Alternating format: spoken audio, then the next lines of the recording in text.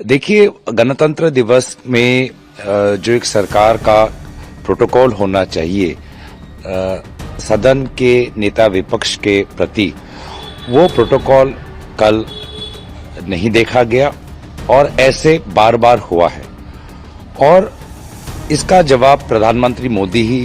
दे सकते हैं कि क्यों वो सदन को लोकतंत्र का मंदिर भी कहते हैं और फिर सदन में जो नेता विपक्ष की जो सम्मानजनक पद है उसका बार बार अवहेलना वो करते हैं। दूसरी बात यह है कि कल भाजपा के आईटी सेल में राष्ट्रपति जी के जो उनका एट होम रिसेप्शन था, घर पे जो रिसेप्शन था, वहां पर कुछ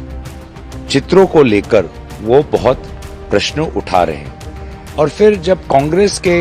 लोगों ने दिखाया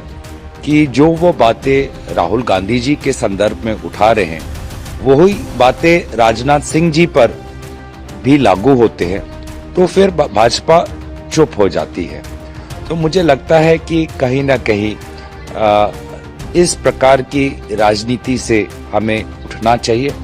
और जहां तक बात आती है उत्तर पूर्वांचल की, हमें प्रधानमंत्री मोदी जी का ट्रैक रिकॉर्ड और राहुल गांधी जी का ट्रैक रिकॉर्ड हमें साफ साफ दिखता है कि जब जब उत्तर पूर्वांचल में लोगों के बीच में समस्या आई है,